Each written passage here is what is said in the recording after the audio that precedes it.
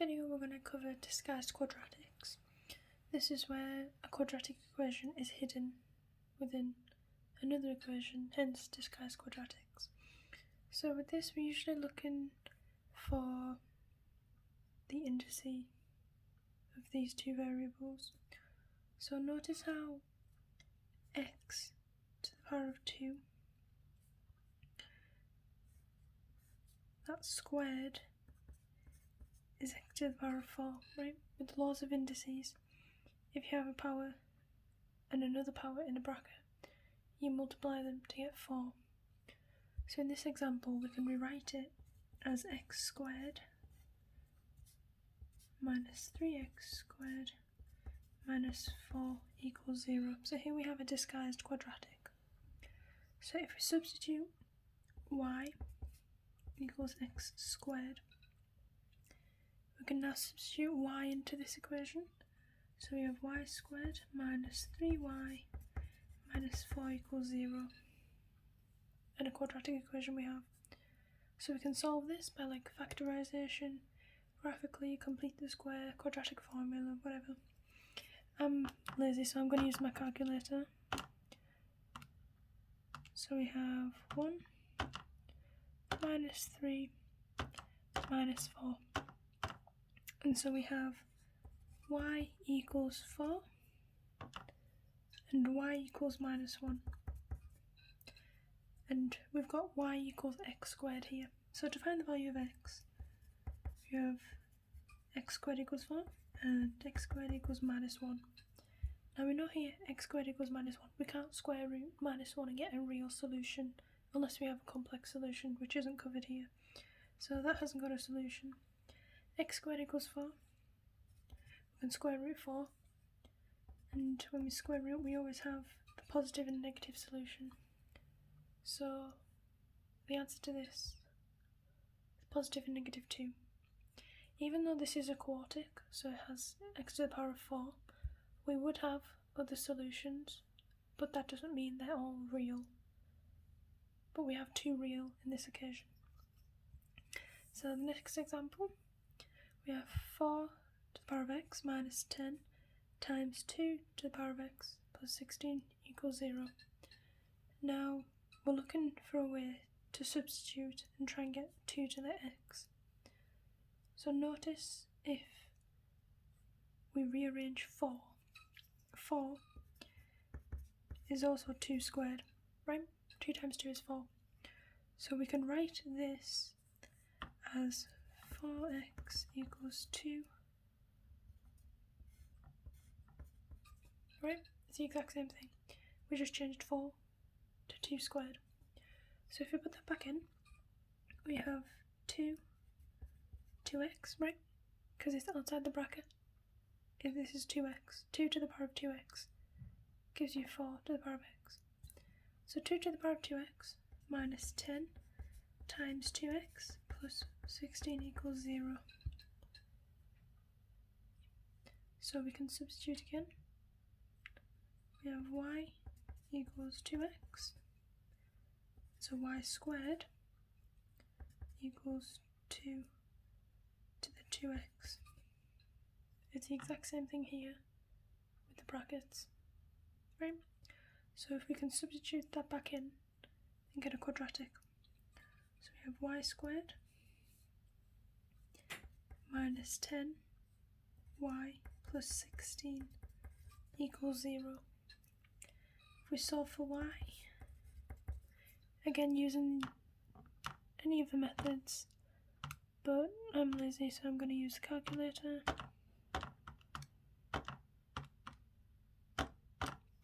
So we have y equals 8 and y equals 2. Now in this occasion y equals 2 to the power of x. So 8 equals 2 to the power of x and 2 equals 2 to the power of x. Now we can use logs, the log function on our calculator, to figure out the answers to these. So looking at this, we can already see what the value of x is for this, using the simple laws of logarithms. 2 to the power of 1 is itself, right? A to the power of 1 is A. So we know that x is 1. For this side, it's a little bit obvious as to what the answer is because 8 is quite small. You can think 2 times 2 is 4, times 2 is 8. So it's clear that x equals 3. Logarithms is covered in another video, but because these numbers are quite small, it's quite easy to identify. This one, 2x to the 6 plus 7x to the 3 equals 15. Notice with all these disguised quadratics that the power of this is always double of this, right? So we can substitute y equals x to the 3.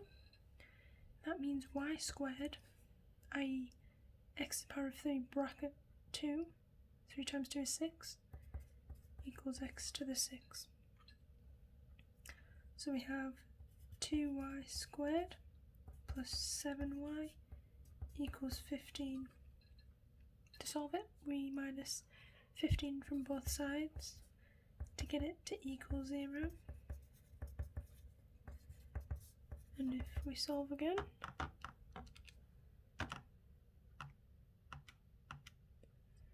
have 2, 7 minus 15. So we have 1.5 and we have negative 5. In this case, y equals x cubed. So 1.5 equals x cubed and minus 5 equals x cubed.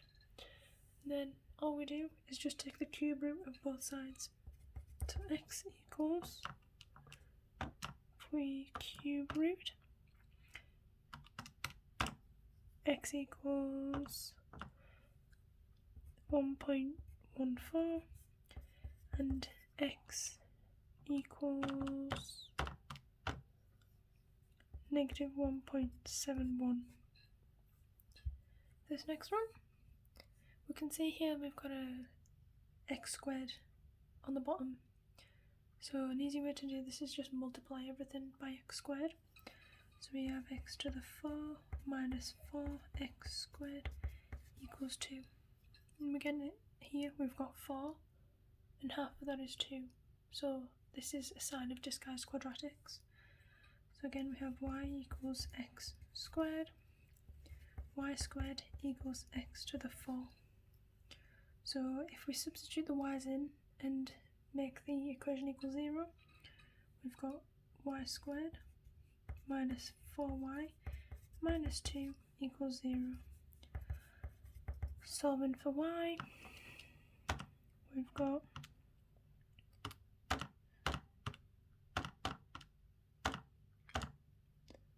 and so one of our values is 4.4 and another value is negative 0.4, right? And so with this we can find the values of x. So y equals x squared, so all we have to do is square root both sides. We can't square root minus, so there's no solution, no real solution there. We can square root 4.4 and we'll get two solutions because we get the positive and minus. So x equals plus minus 2.1 to two significant figures. To do more examples, so we have x minus 6 to the root x plus 8 equals 0. Now another form of root x is x to the half, and now we know x to the 1 and half of it is x to the half. So we can see that there's a disguised quadratic here. We can substitute y equals x to the half, y squared equals x. So we have y squared minus 6y plus 8 equals 0, right? If you substitute the y's into the x's. So solving this,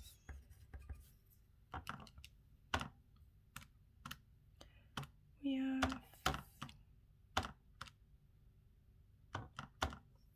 4 and 2.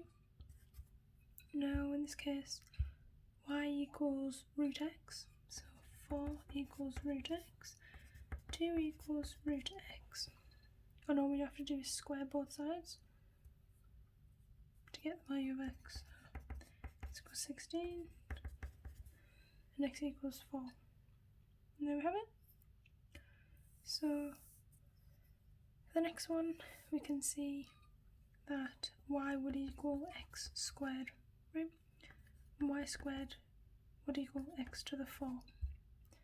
If we sub them in, we have y squared minus y minus 7y, y squared minus 7y plus 12 would equal 0.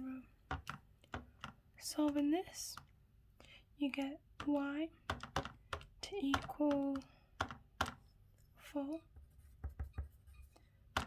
Y would also equal 3 as well. In this case, y equals x squared, so 4 equals x squared, 3 equals x squared. Now, this is a case where we have actual 4 real solutions. As you can tell, we're going to square root both of them, and when you get a square root positive number, you can have a plus and minus solutions. So x equals, since the square root of 4 is 2, we have positive minus 2. Now the square root of 3 is a long number, so to maintain accuracy, we're just going to put plus minus root 3, right? So that's in third form. Next one, we have an x squared on the bottom, so we multiply everything by x squared. x4 plus 36 equals 12x squared. We can rearrange this to get x squared on this side. X to the 4 minus x squared plus 36 equals 0. Now we do the same, we substitute our y equals x squared and y squared equals x4. Put them in, we have y squared minus 12y plus 36 equals 0. Our two values of y, we get 1 minus 12 and 36. So we have 6, and we only have one answer for this. That means there's only one solution. So y equals x.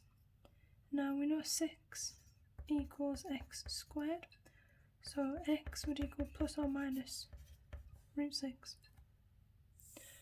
For the last one, you have 2 to the 2x minus 17 times 2 to the x plus 16 equals 0. So we go y equals 2 to the x and y squared, because remember, 2 squared squared, if it's in brackets and they're both to the power, then these two multiply, which is what we have here. So y squared equals 2 to the 2x. So we technically have y squared minus 17y plus 16 equals 0. Our two solutions of y, we have 16 and 1. So those are our two solutions. We have 16 equals 2 to the x and 1 equals 2 to the x. So this is, you can learn this from the laws of indices and exponentials, but 2 to the power of 1 is 2. 2 to the power of 0 is 1. So x equals 0. Anything to the power of 0 is 1 as well. 16 equals 2 to the power of x. Now, this can quite easily be done because 16 isn't that big of a number. So 2 times 2 is 4, times 2 is 8, times 2 is 16. So x is 4, right? Because it's 4 lots of 2 times 2 to get 16. And that's it.